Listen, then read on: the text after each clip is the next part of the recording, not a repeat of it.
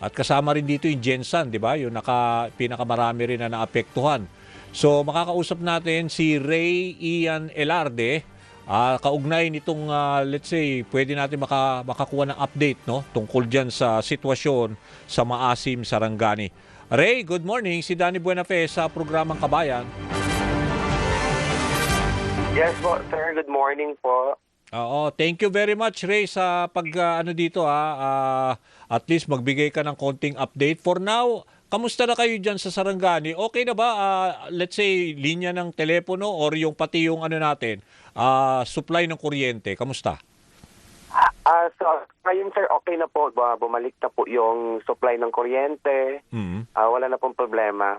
Oo. And then, yung mga evacuees po natin is, ayun na po, andun na sa evacuation centers po. Okay. Mga ilan yun? Ray, Lahat. tingin nyo. Ano ba ang feedback sa'yo? Yung mga displaced ba hanggang ngayon? Po. Yung ilan yung mga pamilya na apektado na nandoon pa sa evacuation center? May alam ka ba na info? Mga ilan? Doon po sa, kasi yung evacuation namin dito, sir. Oo. So, as of, doon sa data na nakuha ko po doon sa aming barangay, Oo. BLGU, umabot kami 370 plus po. 370 individuals o families? Families po. Families. Ba, marami rin yun ha? So, ibig sabihin, dahil hindi sila makauwi, dahil hanggang ngayon ba nakakaranas pa kayo ng aftershock? Opo, may mga aftershocks pa rin po kaming Oh, naranasan. okay. So, yung mga bahay nila, hindi sila makauwi dahil hindi sila sigurado kung safe pa umuwi dahil may mga Safe bitak pa. ba? Bitak yung bahay, ganun? Opo. Kasi wala pa wala pa ding ordered yung MDRMMO Oo. na pwede kami makabalik na sa Oo. pamamahay namin. Oh, ganun ba? Pero yung mga kalye, kamusta naman, Ray? Kasi meron din yatang flash flood na nangyari na halos nasabay pa rito sa Lindol. Dito sa amin, sir, sa upper part ng barangay namin, may mga landslide din. Pero walang mga bahay na taapektuhan. Kasi Oo. medyo malayo sa community. Oo, yun nga ang balita, no? Yung isang reporter namin na pumunta dyan, nahihirapan dahil may landslide, hindi makadaan. So, for now, hindi siya madaanan ng mga, let's say, kotse. Paano kailangan na i-airlift yung mga supply, like pagkain o tubig? Kailangan doon sa Sarangani, sir, doon sa part ng District 1 kasi yun doon, sir, yung sa Glan. Dito naman sa amin, District 2 kami. So okay, yung passable na po ngayon yung daanan kasi Oo. may isang tulay na Oo. na bar down siya. So agad-agad naman po na inayos. So ayun na, passable na agad. Mm. Kasi piniplay namin dito yung video. Alam ko pinadala mo raw ito. Yung mga flash flood, ibig sabihin, ito pagkatapos na nangyari Lindol, kamusta naman kayo dyan? Yun na nga, ito, grabe rin pala yung pagbaha, no? Nararanasan ninyo ngayon?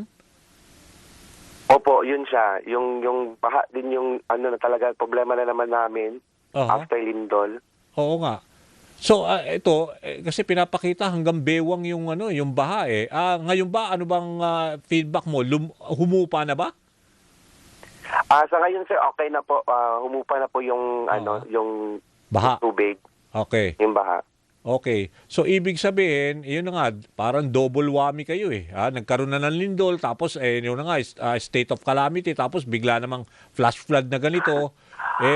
For now, ayun na nga So, kamusta, ilang barangay ang apektado dyan, Ray? Anong pagkabalita mo? Dito sa amin, sir, bali 2 barangay yung apektado, yung aming barangay at saka yung kabilang barangay kasi yung tulay nila is nasira. Mm-hmm. Okay. Pero ayun nga, naayos na yung tulay nila. And then dito naman sa amin, ang rescue, ang BLGU naman at saka yung LGU ng Maasim is agad naman manuruspende ng mga supplies, mga food, Oo. relief goods. Okay, so ikaw barangay Lumasal. Ano ba yan? Marami bang residente dyan? Sa Maasim? Opo, marami pong residente po. Okay, kamusta naman let's say yung kasi nagkaroon nga ng baha tapos nagkaroon din ng problema sa landslide. Ibig sabihin yung supply ng malinis na tubig at saka pagkain nakakarating naman sa inyo, yung mga apektado. kasi may mga ibang barangays and then other municipalities po na nag-abot ng tulong. Oo. At saka may mga NGOs din po nag-reach out sa amin para makabigbigay ng tulong din.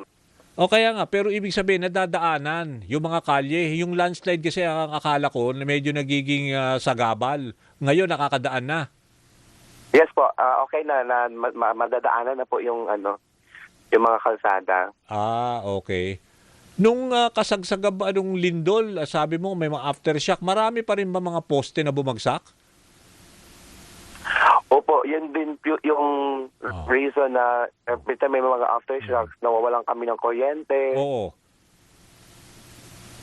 Kaya nga, ngayon, kamusta ba ang supply ng kuryente nyo? Ano na ba? Stable na ba o pawala-wala minsan? Wala-wala din po. At saka even ang signal, Mhm. yung internet. Pawala-wala din. Hindi sustain, hindi stable, you mean? Yun po. Oo. So for now, ano mga siguro baka may mga nakikinig sa atin, mga otoridad o yung LGUs niyo yan, ano mga pangunahing pangangailangan nyo? Siguro pwede mong banggitin, Ray. Sa ngayon po, yun talaga yung basic needs talaga namin is yung mga pagkain, Mhm. yung tubig, Mhm. yung hygiene po. Hygiene kits. Hygiene kits. Yun talaga yung mga po. Oo. Yung mga tents, yung mga tolda, kailangan nyo rin ba yan ngayon? Yun, yung mga ilaw, kailangan din namin ng ilaw. Kasi doon kasi sa evacuation center, sir, Solar may lights. mga ilaw na hindi gumagana. Solar Oo. lights, ganon. Oo. Yung mga solar lights. Oo. Okay. Pero for now ba, meron naman kayong close coordination sa mga barangay nyo, sa mga LGU, local officials nyo, sila mayor? Ibig sabihin, medyo may mga dialogue kayo na from time to time. Para, kasi sabi mo, nararamdaman pa rin ang aftershock. Yes po, may mga PNPs din kasi po doon sa evacuation center na binigay ni Mayor. So time to time mabantayan yung mga evacuees. Then kagabi, bumisita na naman si Mayor doon sa evacuation center. At saka si Manny, yung mga tauhan ni Manny Pacquiao ko, nagbigay ng pagkain. Buti naman, no? Dahil syempre, malapit sa kanya yung Jensan at saka Sarangani. Pero for now, kamusta naman yung lagay ng mga bata? Wala naman bang mga kumakalat na sakit? Syempre, pag ganyan na nag-uulan-ulan pa, tapos yung natotraumatize tungkol dyan sa mga aftershock, ano ang sitwasyon, Ray? May mga bata, sir, na lalagnat, pero may mga naman din tayo, may mga health facilities na at medyo malapit lang din po. At saka may mga gamot din po na binibigay sa amin. May mga gamot binibigay. So, yung mga, let's say, hospital nyo o health centers nyo ay gumagana naman? May mga health, di ba, o mga nurses na tumutulong? Yes po, meron po. Ngayon ba, Ray, suspendido pa ang klase ng mga estudyante? Yes, sir. Lahat po ng klase, Sarangani, Jensan, halos lahat suspendido po yung klase after nung lindol. Oo. So kasi I would assume nga na ibig sabihin yung ibang eskwelahan o paaralan dyan ginagamit na evacuation center kasi 370 families kamo ang apektado. Yes po. Ginagamit nga na walang physical face-to-face classes ngayon dahil ginagamit. Ginagamit ginagamit namin na evacuation center. Yun na nga ang problema. So anong let's say ano pa ba yung mga na parang naririnig mo sa mga kapwa, mga residente diyan, yung mga pangamba pa nila, ano yung mga parang gusto nila iparating? Ayun nga po, medyo traumatized lahat po ng mga tao dito kasi konting yanig lang, tatakbo, lalabas, di na alam kung saan, anong gagawin. Yun yung mga nila din. Sana, yun nga, babalik na sa normal lahat ng For now ba, Ray, kamusta naman ang syempre Lunes, ang lagay ng panahon ninyo ngayon dyan? So, yun po okay na. Wala, hindi naman makulimlim yung alos lahat po. Yung ibang families, may mga na umuwi sa kanilang pamamahay tsaka naglinis kasi Oo. Sobrang putik, sir. Pumasok sa bahay.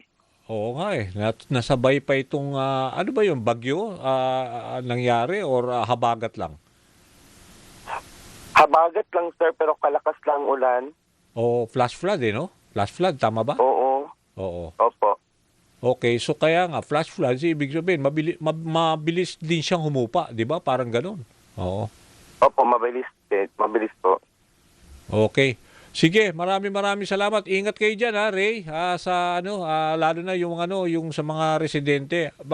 Kukuha lang kami feedback ha from time to time. Salamat.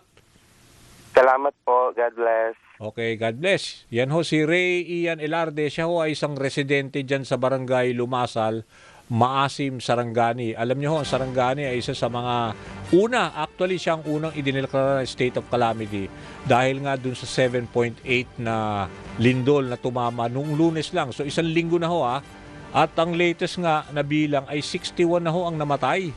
Diyan sa lindol na napakalakas. At for now, ang tala ng Office of Civil Defense, 54 ang namatay sa SOC Sergeant habang 7